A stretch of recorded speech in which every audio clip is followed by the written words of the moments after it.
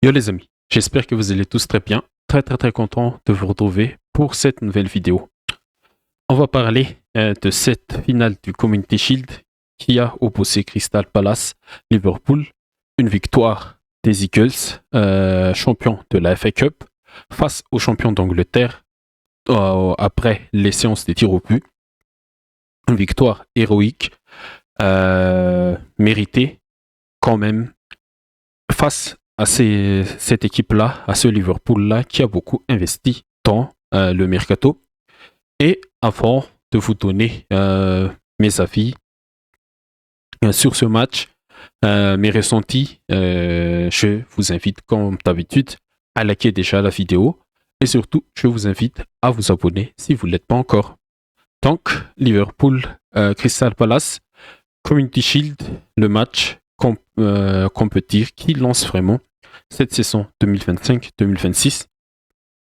Et c'est une victoire héroïque pour Crystal Palace parce que c'est leur deuxième trophée de leur histoire et ils remportent ça face à une autre grosse équipe d'Angleterre.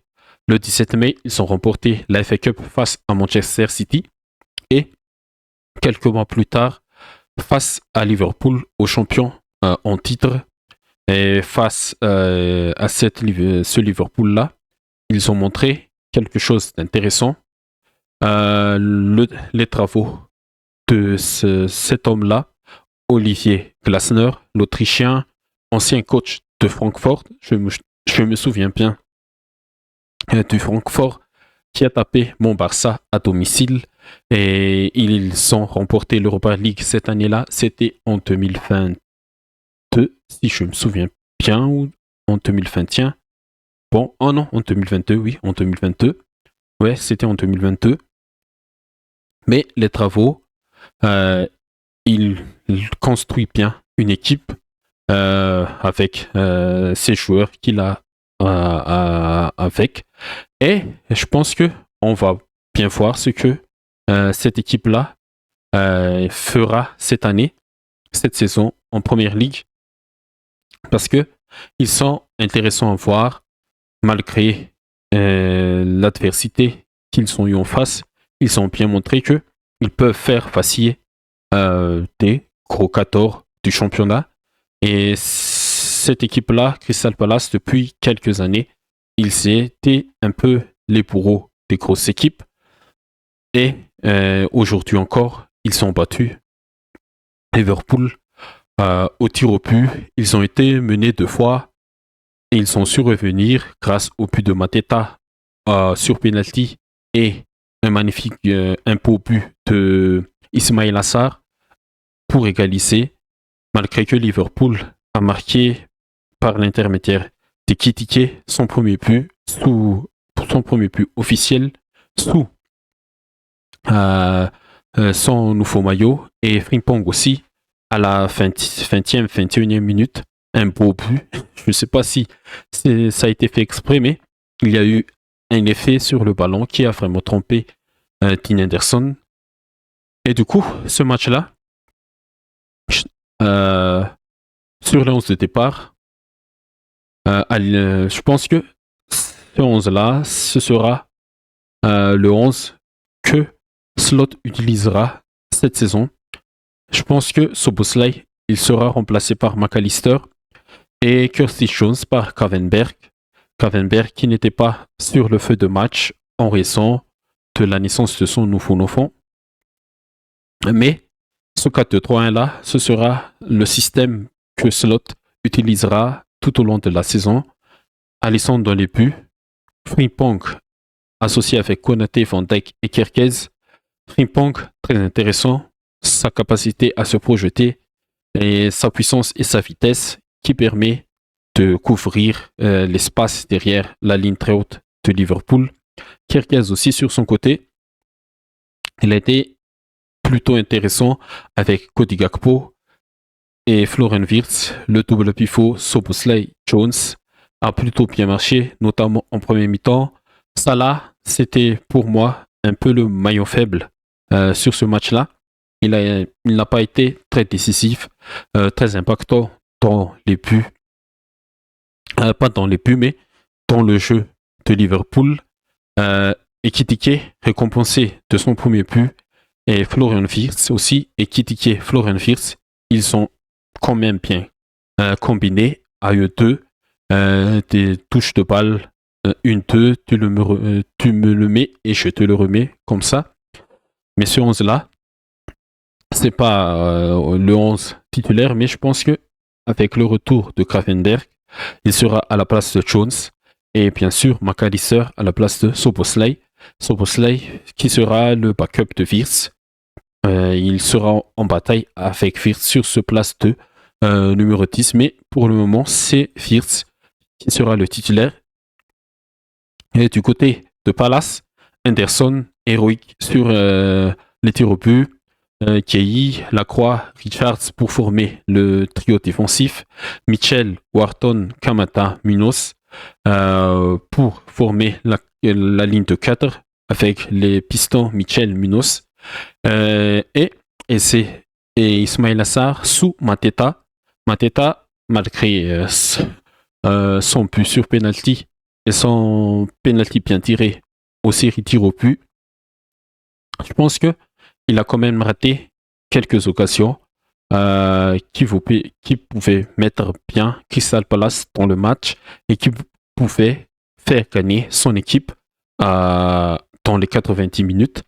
Mais globalement, la première mi-temps a été plutôt maîtrisée par Liverpool. Sur ce que j'ai vu, Liverpool qui a bien dominé cette équipe-là, malgré que Crystal Palace, sur les 10 premières minutes, ils ont essayé d'aller presser Liverpool, pas très haut, mais ils étaient bien sûr avec un système à 3 défenses et des deux pistons en phase défensive. Tu auras bien sûr une ligne de 5-4-1 comme ça. Et Mitchell et Zé, ils essayaient de sortir sur les joueurs, le porteur de balle, et après ils revenaient. Ils essaient de presser cette équipe-là, mais la qualité des Reds ont permis que ils ont réussi à marquer le premier but par l'intermédiaire d'Ekitike, de Wirtz. Sur le côté gauche-là, il était plutôt sollicité lors des 15 premières minutes.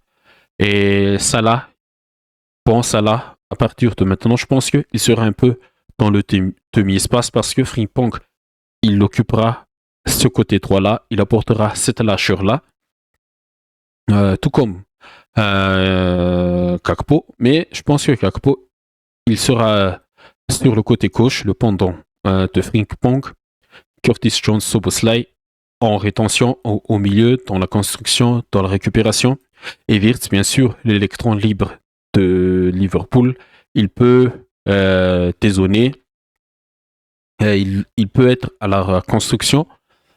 Et c'est un peu comme ça que Liverpool a joué sur ce match. Et l'activité d'Ekitike aussi, qui a beaucoup dézonné en première mi-temps sur le côté droit, sur le côté gauche, pour aller élargir un peu plus la zone d'attaque. Et ça a plutôt marché parce que ça vient de cela. Le but qu'il a marqué, sa combinaison avec Wirtz et super frappe, super finition de la part du Français. Et en première mi-temps, après ce premier but-là, Liverpool a un peu reculé et Crystal Palace, bien sûr, est remonté d'un cran. Et je pense que Liverpool, le premier truc à corriger, c'est la concentration entre Van Dijk et Konaté. Van Dijk et Konaté, ils ont déjà joué un peu plus de 2 saisons, mais il y a quand même beaucoup de lacunes dans cette défense des Reds. Peut-être que Frimpong et Kirkez ne s'alignent pas encore avec ces centraux, mais c'est là un peu la faiblesse de cette équipe sur ce match et il faut corriger cela. Et il faut corriger aussi le manque d'équilibre à la sortie de quelques joueurs parce que en deuxième mi-temps, avant l'égalisation même, McAllister est rentré Endo est rentré et ça a plutôt déséquilibré parce que McAllister est rentré à la place de Curtis Jones, oui, et Kitike rentré à la place de Ekitike remplacé par Endo. Et c'était Liverpool a joué dans un système en 4-2-2-2 comme ça. C'était Gakpo et Salah et ça n'a pas apporté plus de largeur. Tous les joueurs offensifs étaient centrés dans l'axe et ça a permis à Crystal Palace d'exploiter les largeurs parce que faire beaucoup d'efforts défensifs euh, comme ça dans l'axe et faire le côté, ça demande beaucoup d'efforts physiques. Et je pense que c'est ça aussi qu'il faut corriger pour Arno Slot, bien faire les changements au bon moment et ne pas déséquilibrer l'équilibre que tu as quand tu peux dominer et faire mal à ton adversaire. Et pour Crystal Palace, il était plus ou moins actif, mais pas très décisif. Ce que j'ai bien aimé, c'est le milieu là, Hughes, si on peut dire ça, malgré qu'il aurait dû avoir un carton rouge sur une grosse faute sur Frimpong, faute non sifflée, mais c'était très très dangereux l'action qu'il a fait là. Kamada qui est sorti sur blessure. Lui, il était intéressant dans la relance, dans la récupération, notamment en deuxième mi-temps, parce que en deuxième mi-temps, vraiment, Liverpool était passé en mode gestion que je ne comprenais pas. Et Crystal Palace, petit à petit, ils ont cru à l'égalisation. Et c'est arrivé grâce à Ismail Assar. Et c'est sur une passe de You. Si je me souviens bien, on va voir un peu. C'est qui a donné la passe décisive pour Ismail Assar là? Bon, ce n'est pas affiché sur Photomob, mais je pense que c'était lui. C'était lui. Non, ah oui, c'est Wharton. Ouais, Wharton et You. Doublé pivot pour moi qui a bien marché pour Crystal Palace. Et parce qu'ils étaient athlétiques, la qualité chez au pied, ils sont aussi. Et voilà. Une petite touche droite pour les Reds. Et au penalty, là, les séries penalty, c'était vraiment un peu une catastrophe. Salah qui a raté le sien. Mais à fond, les séries penalty, Kei était sorti aussi sur blessure. Et c'était Lerma qui est rentré, qui n'était pas rentré, mais il était déjà rentré à la place de Wharton. Mais c'était Lerma qui était redescendu à la place de Kei. Sosa aussi, à la place de Mitchell sur le côté gauche. Et c'était qui le dernier? Voilà. Ouais, c'était comme ça. Munoz qui n'est pas sorti. Ouais, je trouve que Munoz aussi, il est très intéressant sur ce côté droit-là, dans ce rôle de piston droit. Il amène beaucoup de largeur à cette équipe, tout comme Mitchell, qui était sorti avant les séries penalty. Mais parlons enfin des séries penalty. Mais avant de conclure, avant de parler des séries penalty, je pense que c'est ça qu'il faut corriger côté Reds. La concentration jusqu'à la fin de la rencontre, travailler un peu plus cette ligne de 4 là, comment synchroniser surtout la ligne du hors-jeu, parce que c'était vraiment, ça était vraiment couvert par Ping Pong, qui était aussi perturbé par un appel d'essai, je pense, ouais. Un beau but de Palace, le deuxième but. Van Dijk qui a essayé de jouer le hors-jeu, mais ça n'a pas marché. Les autres n'ont pas suffi. Et c'est qui a aspiré Frimpong dans son appel. Et ça, avec un peu de réussite,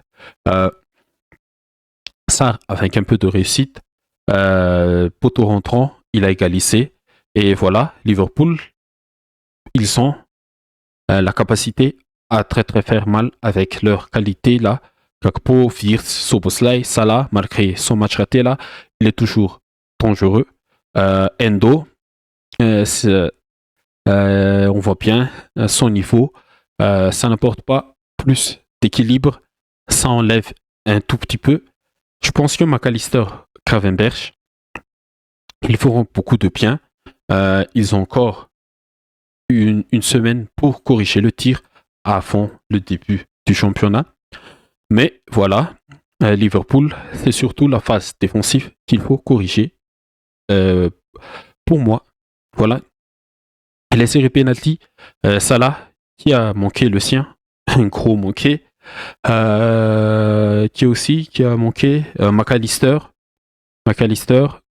et surtout sur série penalty là, on peut dire que Dean Henderson il a bien travaillé les joueurs avec la petite bouteille là.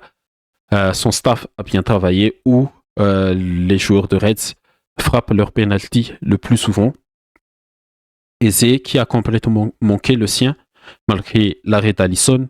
Je pense que sur les penalties, il faudra aussi régler quelques mires sur le règlement parce que les joueurs là qui se lancent et qui fait beaucoup de pas d'arrêt, qui s'arrêtent complètement, comme Eze sur son penalty là, il faut un peu ajuster les règlements et sanctionner aussi les joueurs. Je veux dire, pas sanctionner d'un carton, mais retirer le penalty si il s'arrête beaucoup trop et qu'il marque après. Et voilà, parce que ça fait un peu quand même, ça donne un peu, ça fait chier si on peut dire ça. Ouais, ça fait chier si on peut dire ça, les arrêts comme ça, parce que le gardien qui n'a pas un pied sur sa ligne est sanctionné, on retire le penalty, mais le joueur qui ne, le joueur qui s'arrête complètement à fond son tir n'est pas sanctionné. Il faudra reconsidérer ça pour les prochaines séances ou sur un penalty dans un match. Et voilà. Mais comme je l'ai dit, Crystal Palace, il ne faut pas enlever cette victoire de Palace là. Ils ont mérité. Les penalties, ils ont bien su gérer. Ils ont cru jusqu'à la fin qu'ils peuvent aller chercher cette égalisation. Pourquoi pas même la victoire dans les 90 minutes parce que, oui, Mateta, il a raté quand même deux grosses occasions. Et voilà, c'est tout, les amis, ce que j'ai à dire sur ce match-là. Et on se retrouve tout à l'heure peut-être pour débriefer le match du Barça contre Com dans le cadre du Trophée Compère. Mais comme d'habitude, les amis, si vous avez aimé mon débrief, j'espère que ça vous a plu. N'hésitez pas à liker, à commenter et à partager la vidéo. Et surtout, n'hésitez pas à vous abonner pour ne pas rater les prochaines vidéos. Je vous dis à tout à l'heure. Merci.